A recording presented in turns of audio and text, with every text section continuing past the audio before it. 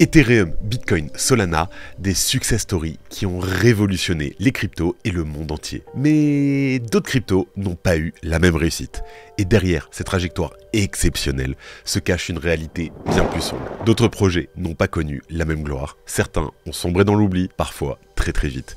Et aujourd'hui, je vous propose de découvrir 4 projets au destin tragique, des rêves brisés, des investisseurs ruinés et des leçons à ne jamais oublier. On va bien sûr parler de Celsius, avec notamment une faillite qui aurait pu être évitée. On parle aussi du double maléfique de Bitcoin, d'un Ponzi qui est devenu international, et enfin de la fameuse révolution des casinos qui, comme vous vous en doutez, n'a jamais eu lieu. Allez, on plonge ensemble dans l'histoire effroyable de ces projets qui ont sombré dans les abîmes. Bienvenue à vous dans cette vidéo sur la face cachée des crypto-monnaies. C'est Benjamin du Crypto Daily et on commence tout de suite. Première histoire et on commence fort. On va parler de la descente aux enfers du token CEL, le CEL de l'entreprise Celsius. Alors, à sa création, Celsius rêvait de faire mieux que les banques traditionnelles, ce qui est louable. Alors, l'entreprise a promis des rendements à faible risque, elle prétendait pouvoir aussi offrir une liberté financière à ses utilisateurs, et pour la convaincre, la plateforme s'appuyait sur des idées de confiance et de transparence. Alors, au centre de la stratégie, le programme Earn de Celsius. Concrètement, le programme Earn de Celsius promettait un lieu sûr pour stocker des cryptos et gagner des intérêts. Et Alex Mashinsky, qui était l'ancien CEO, assurait même que les cryptos des utilisateurs resteraient leur propriété et seraient bien entendu retournés en cas de faillite. Et malheureusement, les promesses de transparence, elles se sont rapidement effondrées. En fait, Celsius voulait lever 50 millions de dollars via l'ICO de son token, donc le CEL. Mais cet objectif n'a pas été atteint et l'entreprise a levé seulement 32 millions de dollars. Seulement. Évidemment, ça arrive. Le problème, en fait, c'est qu'ils ont omis d'en informer la communauté. Et alors que tout semblait pour le mieux pour le token CEL, les choses ont pris une tournure très sombre. Celsius est devenu le principal acteur du marché de son propre token. Et l'entreprise n'a pas hésité à manipuler son prix qui a grimpé de 14 000% entre mars 2020 et juin 2021. Alors, après une telle hausse, il y a rapidement eu des rumeurs sur la véritable valeur. Certains employés de Celsius doutaient même de son prix, suggérant qu'il devrait être à zéro. En tout cas, ce qui est sûr, c'est que les fondateurs ont, eux, largement profité de cette hausse. Par exemple, Alex Mashinsky a vendu 25 millions de tokens CEL. Le profit, 68 millions de dollars. Mais alors, qu'est-ce qui se passait vraiment avec ce token? Eh bien, tout simplement, l'entreprise se retrouvait à racheter les CEL avec les USDC de ses propres clients. Objectif, sur le papier, parvenir à maintenir le cours du token. Et alors, tout allait bien tant qu'on était en bull run. Bien sûr, on est en bull run. Mais au début du bear market, Celsius n'a pas pu maintenir ses achats de tokens CEL. Alors, ils ont commencé à utiliser les actifs en BTC et en Ether de leurs clients. Et malheureusement pour eux et pour leurs clients, ça n'a pas été suffisant. Celsius a rapidement réalisé un déficit de 300 millions de dollars qui a même finalement dépassé les 1 milliard. Et alors que le CEL commençait à s'effondrer, Celsius a tenté le tout pour le tout. L'entreprise a dépensé 558 millions de dollars issus d'investisseurs externes pour racheter leurs propres tokens sur le marché. Mais c'était trop tard.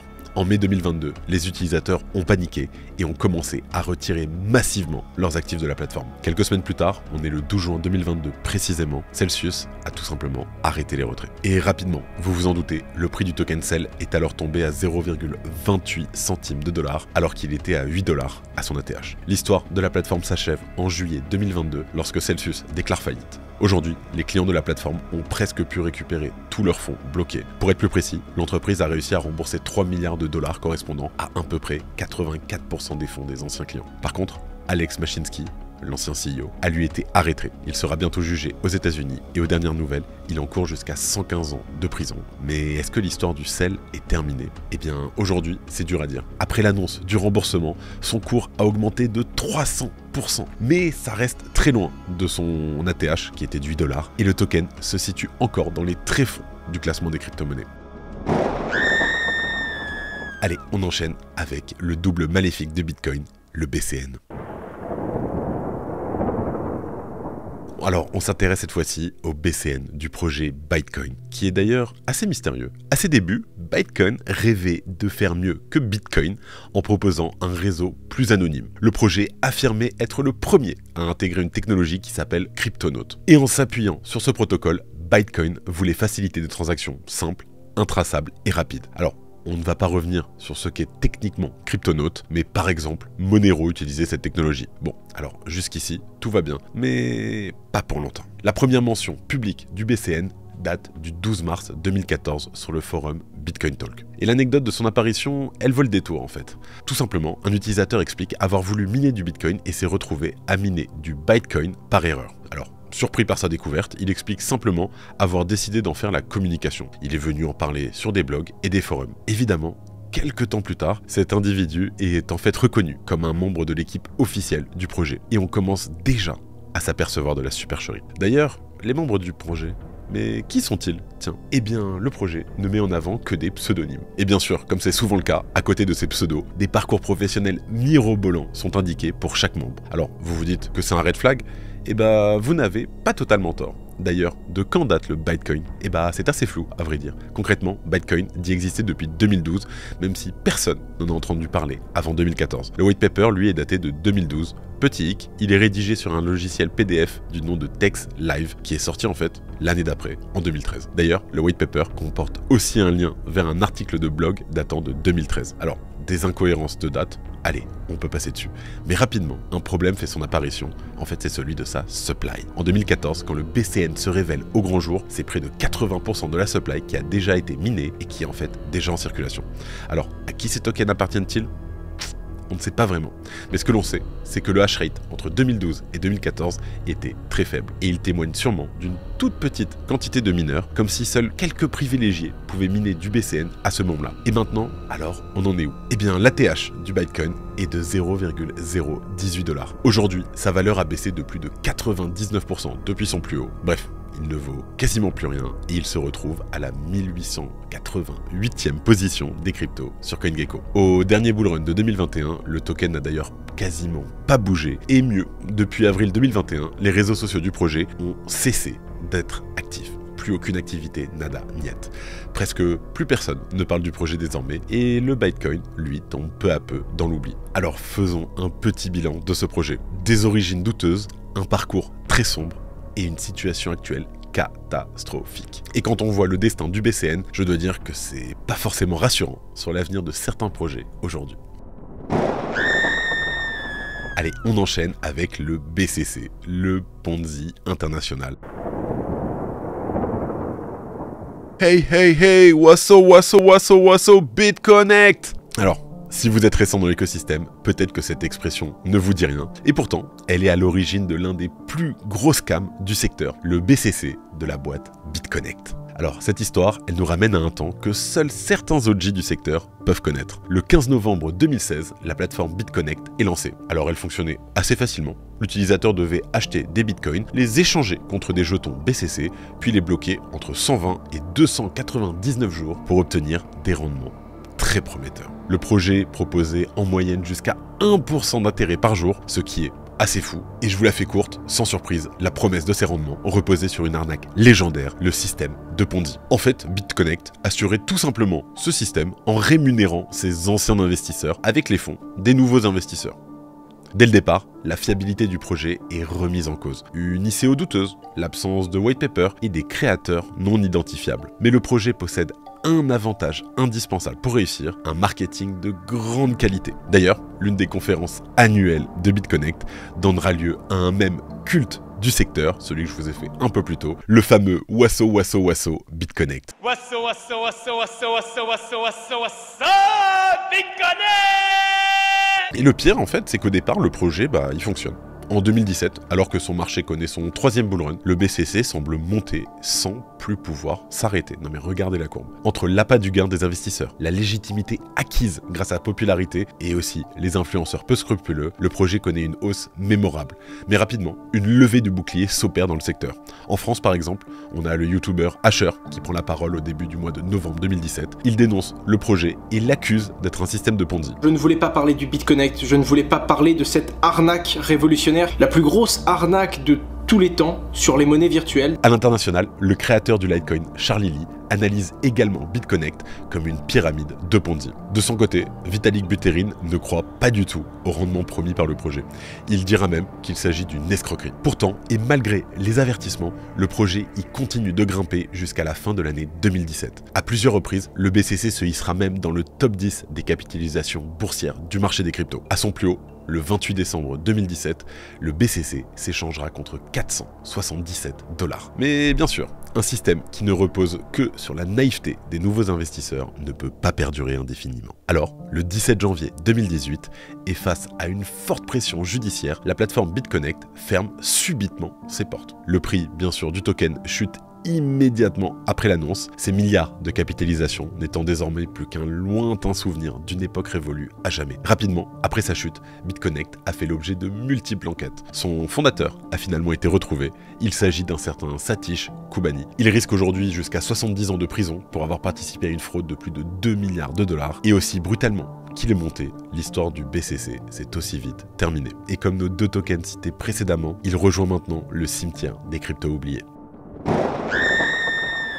Et enfin, pour ce dernier token, on va parler de cette révolution des casinos que tout le monde attendait, qui n'a pas eu lieu. Et on parle du Dragon Coin.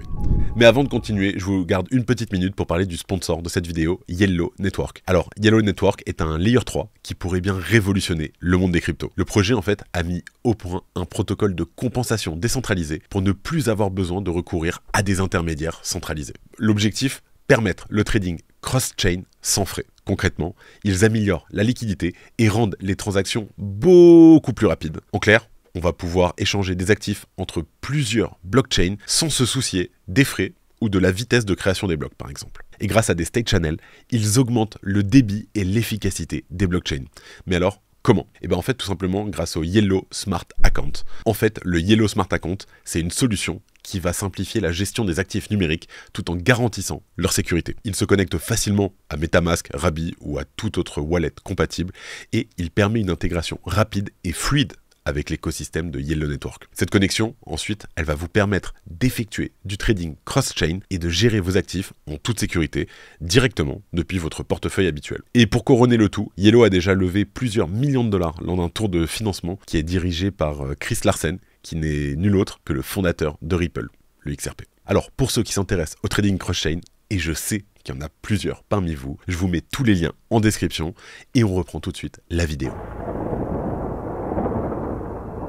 Alors on part en Chine, du côté de Macao. On va remonter un peu le temps et on retourne en 2018. C'est l'année du boom des ICO. C'est donc le moment idéal pour l'opérateur de casino Dragon Corp d'initier le projet Dragon Coin, tout simplement. L'objectif de ce projet est révolutionner le divertissement.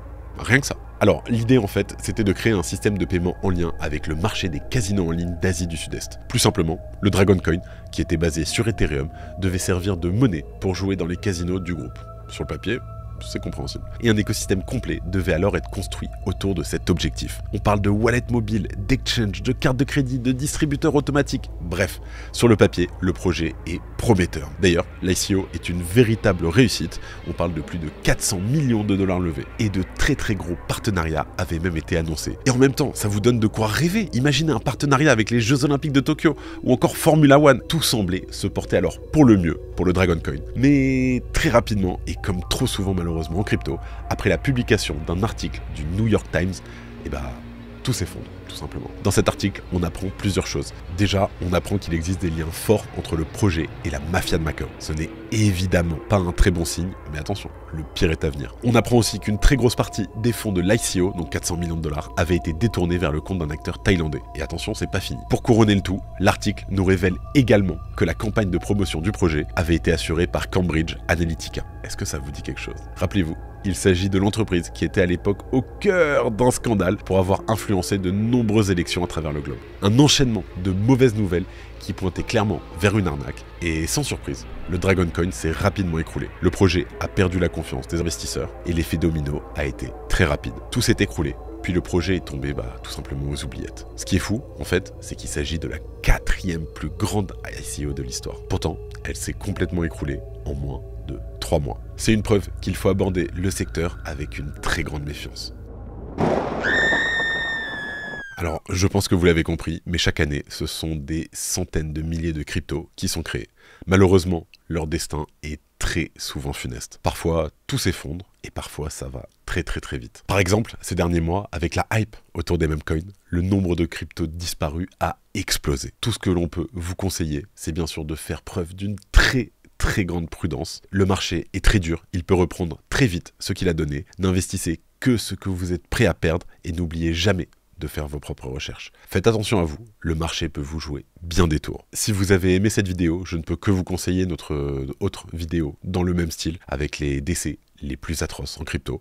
On vous met bien sûr le lien en description. N'oubliez pas de mettre un petit like et de vous abonner si cette vidéo vous plaît, ça nous aide beaucoup. En tout cas, merci à vous, c'était Benjamin pour le Crypto Daily, et moi je vous retrouve dans une prochaine vidéo.